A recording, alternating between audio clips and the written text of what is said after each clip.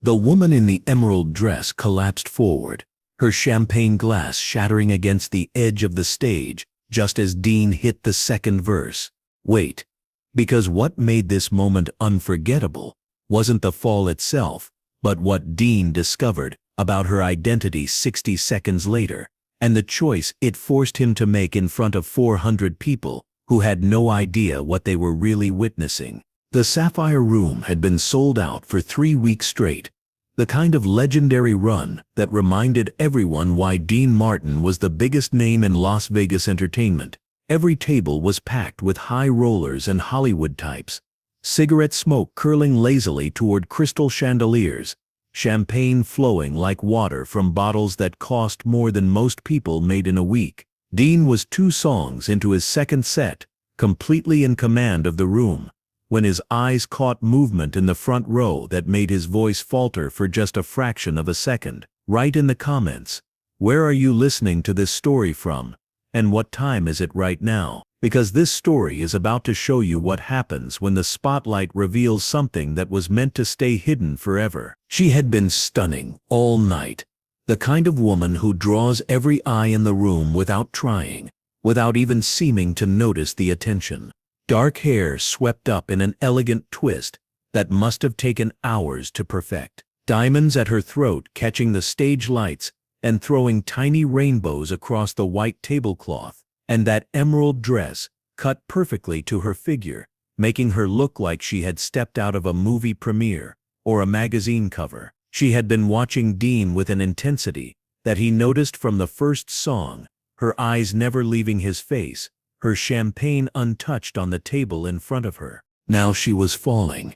The glass hit the stage first, exploding into 1,000 glittering fragments that scattered across the polished wood like diamonds thrown by an angry god. Then her body followed, slumping forward against the table, knocking over a candle, sending a spray of hot wax across the pristine white tablecloth. The man beside her, silver-haired, expensive suit, the kind of distinguished face you see in boardrooms and country clubs, made no move to catch her. He just sat there, completely frozen, watching her fall like it was happening to someone else entirely, like he was observing a scene in a play rather than witnessing his companion collapse. Notice, the band kept playing for another 3 beats before they realized something was wrong. The trumpet player's note went sharp, the drummer missed his cue, and Dean, standing center stage with the spotlight burning down on him, made a decision that would define the next hour of his life. He stopped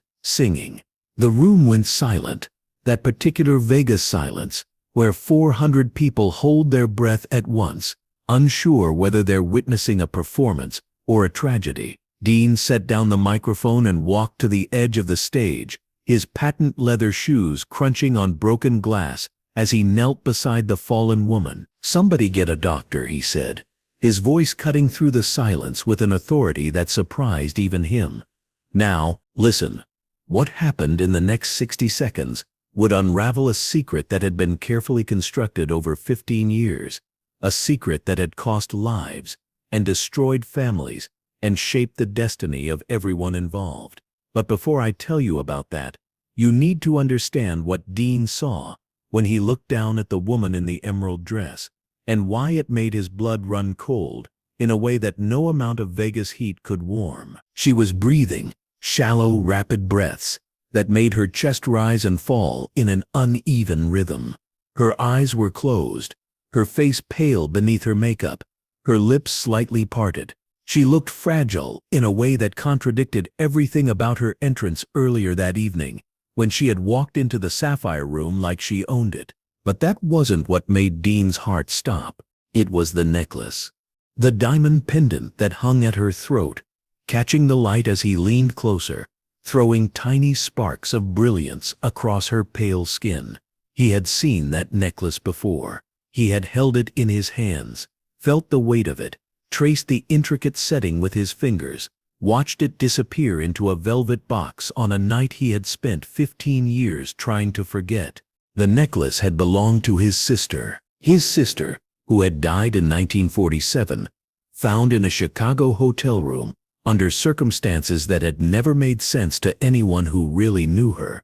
His sister, whose death had been ruled a suicide, case closed, questions buried along with her body in the family plot. His sister, whose jewelry had supposedly been stolen the night she died, every single piece of it, including the diamond pendant that was now hanging around the neck of a stranger in a Las Vegas showroom, catching the light like it had never been gone at all. Stop for a second and picture the geometry of this moment, because what happened next only makes sense when you understand where everyone was standing. Dean kneeling at the edge of the stage, broken glass scattered around his knees like fallen stars, staring at a necklace that shouldn't exist on a woman he had never seen before in his life. The silver-haired man frozen in his seat, not touching the woman, not calling for help, just watching with an expression that Dean couldn't quite read, but somehow found deeply unsettling. 400 people waiting in breathless silence to see what would happen next. And somewhere in the back of the room, movement, someone heading for the exit with a speed that suggested they didn't want to be seen leaving. The house doctor arrived, pushing through the crowd with a black bag in his hand. He knelt beside Dean, checked the woman's pulse, lifted her eyelids to examine her pupils. His face was professionally neutral, revealing nothing. "She's stable," he said quietly. "Pulse is weak but regular. Could be any number of things. Exhaustion, low blood sugar, reaction to medication. We should get her to the back." Dean nodded, but he didn't move.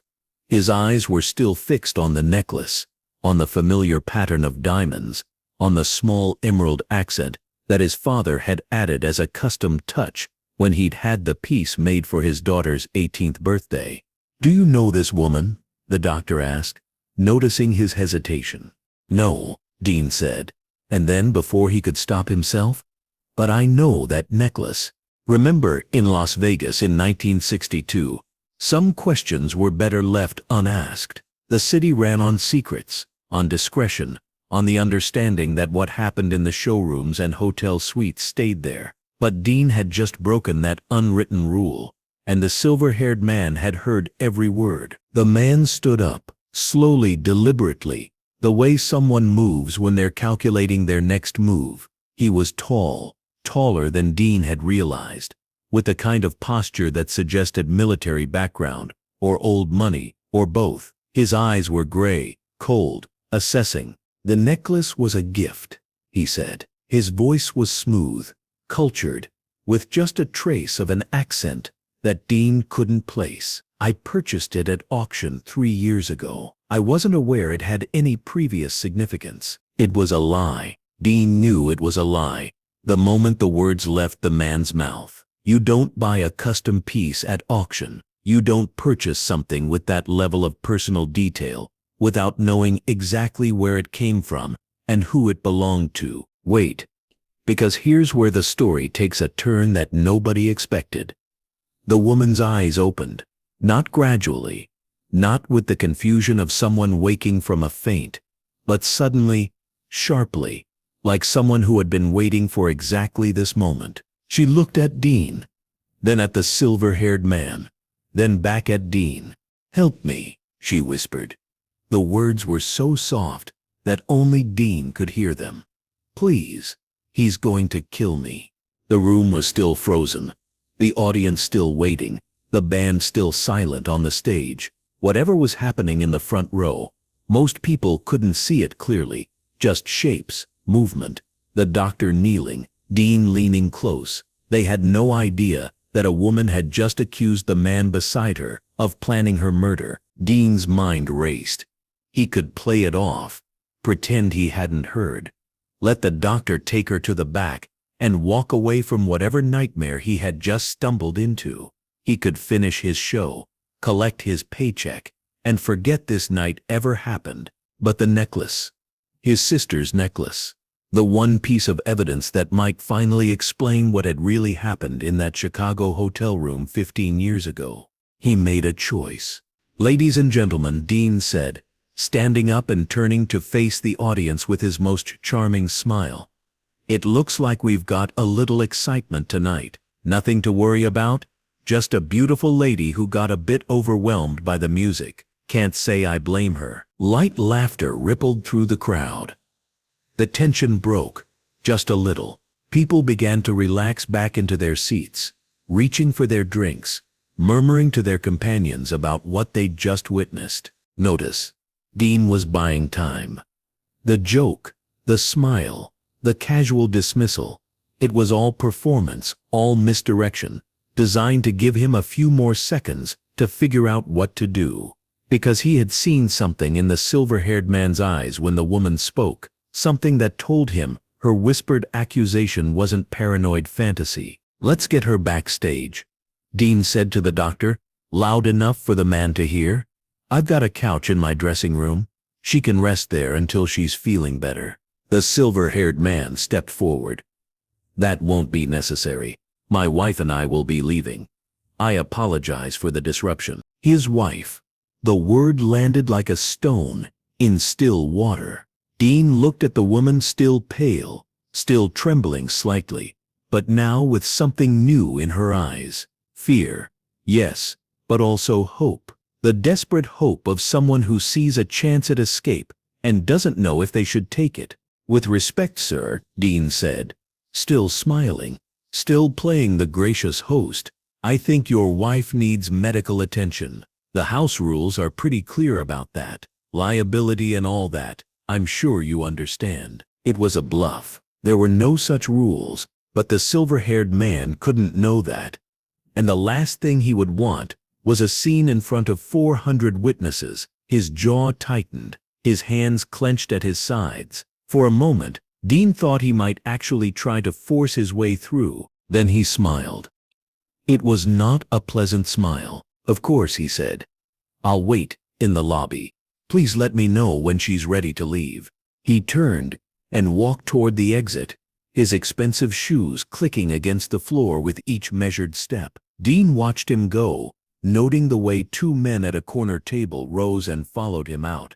Bodyguards, probably, or something worse. Listen, the next 20 minutes would change everything Dean thought he knew about his sister's death. But first, he had to get through them without letting the audience see that anything was wrong. "Band, let's pick it up from the top of that some more," he said, climbing back onto the stage. "And somebody get this glass cleaned up before I cut myself and ruin my dancing career." More laughter.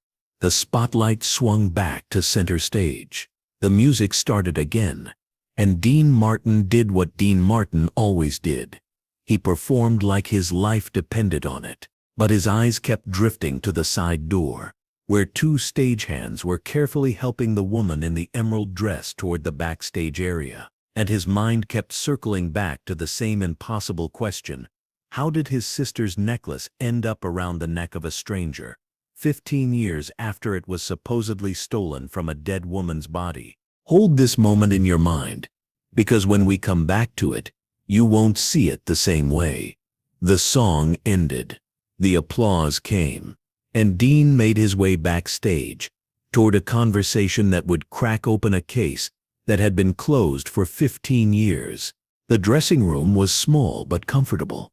A couch, a mirror surrounded by lights, a rack of spare suits, and a small bar stocked with better bourbon than most Vegas hotels could boast. The woman was sitting on the couch when Dean entered, a glass of water in her trembling hands. The house doctor checking her blood pressure one more time. "She's physically fine," the doctor said, packing up his bag. "Whatever caused the fainting spell, it wasn't medical. At least, not in any way I can diagnose here." He left, closing the door behind him with a soft click. Dean and the woman were alone. For a long moment, neither of them spoke. Dean poured himself a bourbon, took a slow sip, and waited. He had learned long ago that silence was often more effective than questions. "You recognize the necklace," she said finally. Her voice was stronger now, steadier. "I saw it in your face. You know where it came from." "It belonged to my sister. She died wearing it. Supposedly." "Supposedly." Dean sat down across from her, the bourbon glass cradled in his hands. "They said her jewelry was stolen the night she died. The police figured it was a robbery gone wrong. Someone broke in, found her, panicked, case closed. But you never believed that. No, I never did. Remember? Some truths take years to surface, sometimes decades. Dean had spent 15 long years trying to find out what really happened to his sister, hitting dead ends at every turn, watching the trail go cold while the people who might have known something died or disappeared or simply refused to talk. The case had consumed him in the years right after her death, driven him to the edge of obsession before he finally forced himself to let it go. And now, sitting in a Vegas dressing room with a woman he had never met, he was staring at the one piece of evidence that might finally unlock the door he had been trying to open for half his adult life. "My name is Eleanor," she said. "Eleanor Ashworth. At least, that's the name I use now. Before I married Victor, I was Eleanor Manning." The name hit Dean like a physical blow. Manning. He knew that name. Thomas Manning had been his sister's fiancé, the man she was supposed to marry 3 weeks after she died. The man who had disappeared from Chicago the day after her funeral and never been seen again. "You're related to Thomas Manning. He was my brother." Her eyes met his, and Dean saw something there that he recognized. The same hollow grief that he saw in his own mirror. "He didn't disappear, Mr. Martin. He was killed 3 days after your sister's funeral, in a warehouse on the south side of Chicago. I was 17 years old, and I watched it happen." Wait. The story was shifting, pieces rearranging themselves into a pattern that Dean had never imagined. His sister, Thomas Manning. A murder that had been covered up as a disappearance. And somehow, 15 years later, it had all led to this moment in a Las Vegas dressing room. "Who killed him?" Dean asked. His voice was quiet, controlled, but underneath it was a fury that had been building for a decade and a half. "The same man who killed your sister. The man I'm married to now. Victor Ashworth." The name meant nothing to Dean, but he filed it away, adding it to the growing list of things he needed to understand before this night was over. "Why?" he asked. "Why would he kill them? What did they know?" Eleanor took a deep breath. Her hands had stopped trembling, but her face was still pale, her eyes shadowed with memories that clearly haunted her. "Your sister found something. Documents? Financial records? Evidence of something that Victor and his associates had been doing for years. Thomas was helping her gather more proof. They were going to take it to the authorities. But Victor found out. He got to your sister first, made it look like suicide. Then he came for Thomas. And you?" "I was there when Thomas died. I saw Victor's face. He knew I was a witness, but I was 17, terrified, and I had no evidence. He made me an offer: marry him, keep my mouth shut, and live, or refuse, and end up like my brother." Notice, the pieces were falling into place now, forming a picture that was uglier and more disturbing than anything Dean had imagined in his darkest moments. His sister hadn't killed herself. She had been murdered for getting too close to something dangerous, something that powerful people wanted to keep hidden at any cost. And the woman sitting across from him had spent 15 years as a prisoner in her own marriage, kept alive only because she had never dared to speak the truth about what she had witnessed. "The necklace," Dean said. "How did you get it?" "Victor kept it. A trophy, I think. A reminder of what he was capable of. He gave it to me on our wedding night, told me to wear it whenever we went out in public. His little joke, making me wear the jewelry of a woman he had killed." Dean's hand tightened around the bourbon glass so hard he thought it might shatter. 15 years. 15 years, his sister had been dead, and the man who killed her had been walking free, attending parties, building wealth, forcing his victim's jewelry onto his captive wife like some kind of sick monument to his crimes. "Why now?" Dean asked. "Why tell me this tonight?" Eleanor's eyes filled with tears, but her voice remained steady. "Because I'm dying, Mr. Martin. The doctors give me 6 months, maybe less. And before I go, I want Victor to pay for what he did. I want the world to know the truth. I want your sister to finally have justice." Listen. The weight of that moment settled over the room like a shroud. A dying woman confessing to secrets she had kept for 15 years. A man learning the truth about his sister's murder. And somewhere in the lobby, a killer waiting to reclaim his wife and silence whatever she might have said. Dean stood up. He walked to the mirror, looked at his own reflection for a long moment, then turned back to face Eleanor. "What do you need from me? Get me out of here. Get me somewhere safe, somewhere Victor can't reach. I have documents, copies of everything your sister found, plus more that I've gathered over the years. It's all in a safety deposit box in San Francisco. If I can get there, if I can get the evidence to the right people, Victor will finally face justice. And what about you? If you testify against him, I'm dying anyway. What's he going to do? Kill me faster?" She laughed, but there was no humor in it. "At least this way, my death will mean something. At least this way, I won't go to my grave knowing that I helped him get away with murder." Hold this moment, because this is where Dean Martin stopped being just an entertainer and became something else entirely. He had a choice to make. A dangerous choice.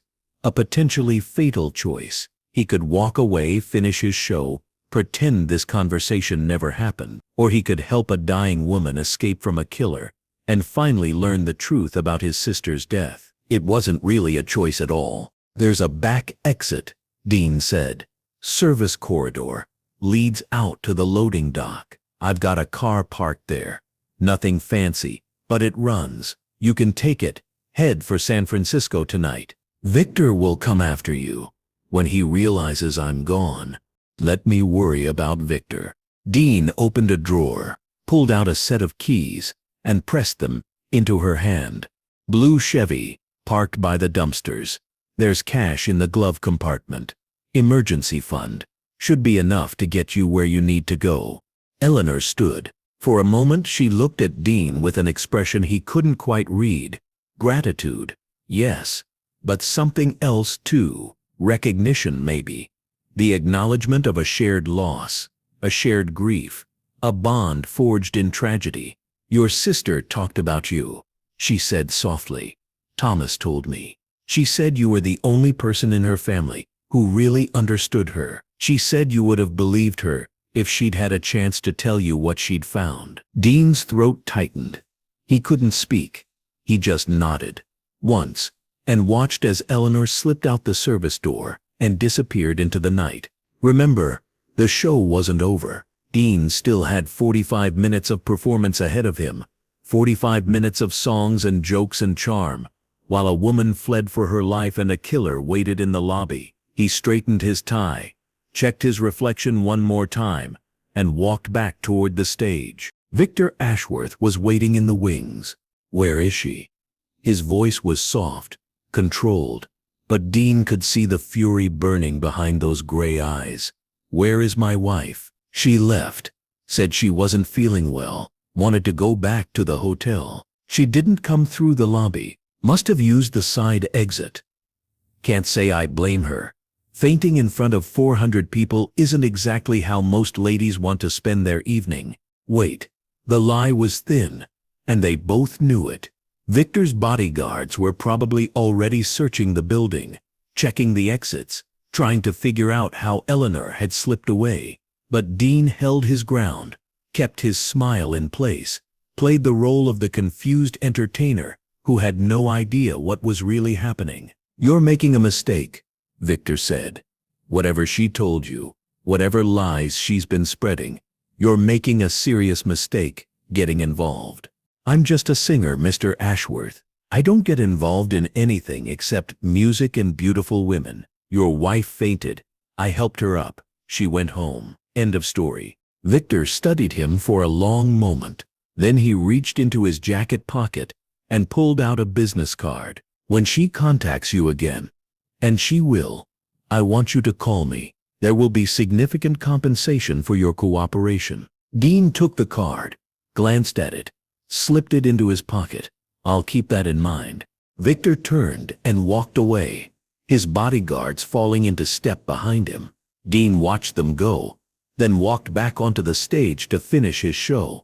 Notice, the next 6 weeks would be the most dangerous of Dean Martin's life. Victor Ashworth would send men to follow him, to search his home, to question everyone he knew. The police would get involved, then the FBI, as Eleanor's evidence made its way through channels that Victor couldn't control, and Dean would testify, would tell his story, would finally speak the truth about what had happened to his sister 15 years ago. But that night, in the Sapphire Room, none of that mattered yet. What mattered was the music, the spotlight, the 400 people who had come to forget their troubles for a few hours.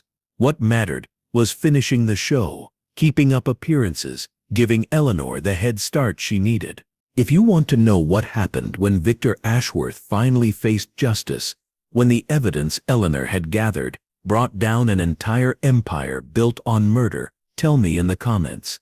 Some stories don't have endings, just long pauses. Some nights never really end. The Sapphire Room closed in 1978, torn down to make way for a newer, bigger casino.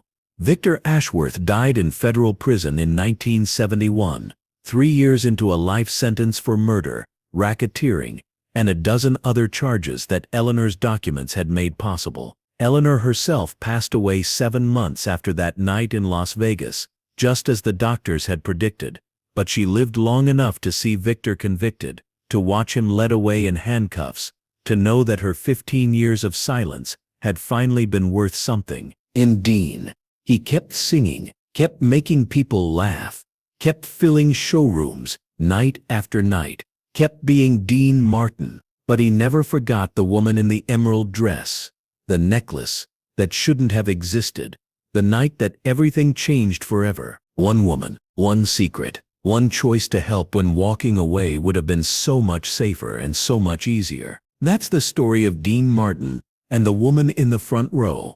That's what happens when the spotlight reveals something that was meant to stay hidden forever in the shadows. Remember the Sapphire Room. Remember Eleanor Ashworth. Remember the night the emerald dress hit the floor and everything changed. And ask yourself honestly, if a stranger whispered those words to you, "Help me please, he's going to kill me," would you have the courage to believe her? Some questions stay with us forever, haunting our quietest moments. Some nights change everything we thought we knew. This was one of them.